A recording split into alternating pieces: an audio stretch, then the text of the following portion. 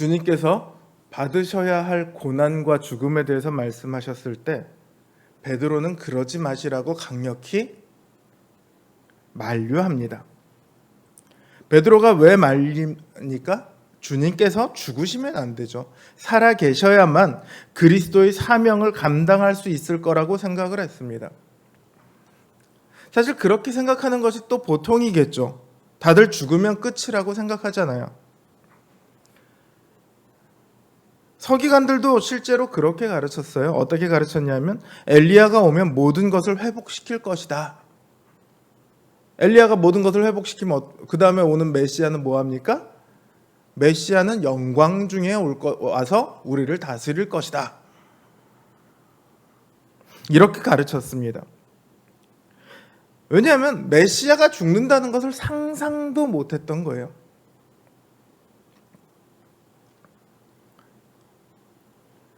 메시아가 죽는다? 죽으면 끝이지. 메시아는 살아있어야만 한다고 생각을 했죠. 왜냐하면 죽음 그 이후에 대해서 모르기 때문입니다. 주님은요, 그런 사람들의 생각과는 달리 죽어야 산다. 그렇게 말씀하시죠. 누구든지 자기 목숨을 구원코자 하면 잃을 것이요 누구든지 나와 복음을 위하여 제 목숨을 잃으면 구원하리라. 제자들은 이 말씀을 들으면서도 예수님께서 죽으시면 그 다음에 무슨 구원이 있겠냐? 이렇게 생각했습니다. 그러자 주님께서는 죽음 그 다음이 있음을 실제로 보여주십니다. 주님께서 제자 중에 베드로, 야고보, 요한을 데리고 높은 산에 올라갑니다. 당시에는 누군가가 본 것을 증언하기 위해서는 그 증언이 신빙성을 얻기 위해서는 두세 사람의 증인이 있어야 하죠. 그래서 3명의 제자를 데려갑니다. 거기서 제자들은 예수님의 변화된 모습을 봅니다. 뿐만 아니라 모세와 엘리야도 함께 보게 됩니다. 왜 모세와 엘리야가 나타났느냐? 여기 대해서는 여러 가지 견해가 있을 수는 있어요. 조금씩 다른 견해들이 있더라고요. 성경이 왜인지는 명확하게 말하지는 않으니까. 그런데 이들의 공통점이 있어요. 직접 하나님을 보았던 사람이라는 점이 이들의 공통점입니다. 그리고 무엇보다 지금 이 상황에서 왜 이 둘이 가지고 있는 공통점은 뭐냐면 이미 이 땅에 없는 사람이라는 거죠.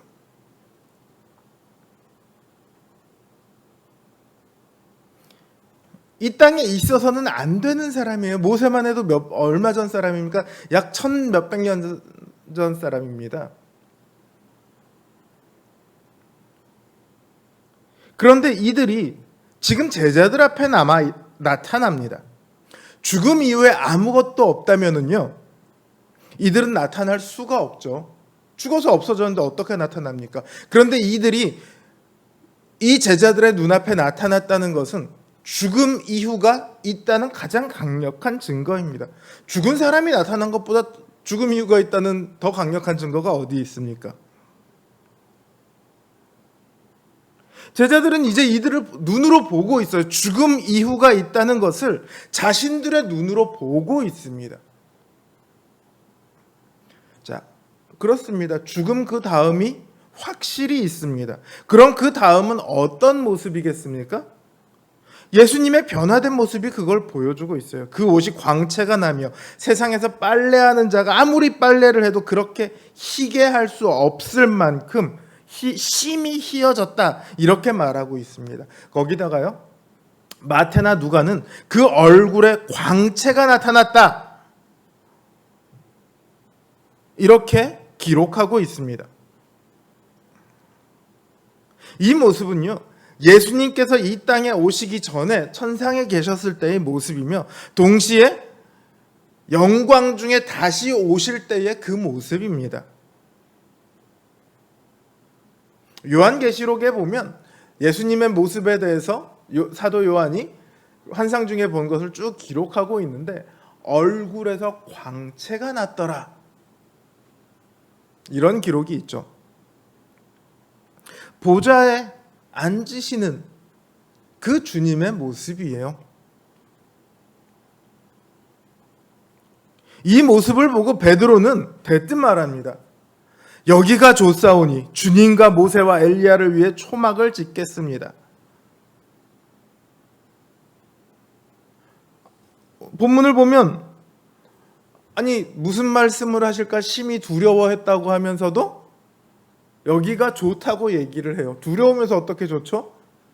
두려운 거는 왜 두렵냐 하면 그 모습에서 예수님의 변화된 모습에서 무엇을 보았냐? 신성을 느꼈기 때문입니다. 하나님의 위엄을 느꼈기 때문입니다. 그래서 두려운 거예요. 그런데 그 하나님의 모습을 보니 얼마나 즐겁겠습니까? 베드로는 여기가 하나님 나라구나.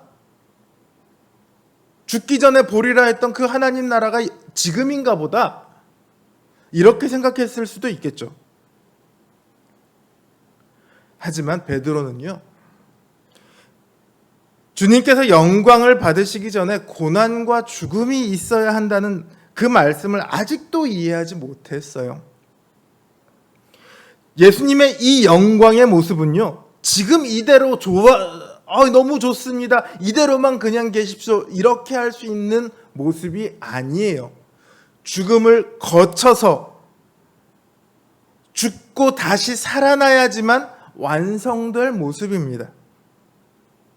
고난과 죽음이 없이는 그 완성에 이를 수 없는 거죠. 이제 하나님께서 직접 말씀하십니다. 구름이 와서 저희들을 둘러쌉니다. 이 구름은요, 단순한 구름이 아니에요. 하나님의 영광의 구름입니다. 이스라엘을 애굽에서 인도해냈던 바로 그 구름이고요. 광야에서 이스라엘 백성들과 함께 머물렀던 그 구름이고요. 모세에게 나타났던 구름이며 성전을 가득 채웠던 바로 그 영광의 구름입니다. 하나님께서 나타나실 때마다 늘 이 구름이 함께 했었습니다. 이제 이 구름 속에서 하나님께서 말씀을 하십니다. 이는 내 사랑하는 아들이니 저의 말을 들으라. 무슨 말을 들으라는 것입니까? 이 다음에 보면 아무에게도 말하지 말라. 그 말씀을 들으라는 건가요? 그게 아니에요. 죽어야 한다는 그 말을 따르라는 겁니다. 죽고 다시 살아나야 한다는 그 말씀을 들으라는 거예요. 예수님께서도 말씀하시죠. 내가 죽은 자 가운데서 살아날 때까지는 본 것을 아무에게도 이르지 말라.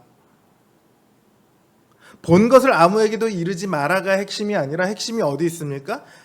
죽은 자 가운데 다시 살아날 때까지는. 이게 핵심이죠. 오늘 이 사건의 핵심에는요, 죽음 그리고 그 다음이 있습니다. 예수 그리스도의 죽으심과 그 이후에 있게 될 부활을 통해서만 하나님 나라가 임하게 될 것이라는 것을 이 사건을 통해 보여주고 있습니다.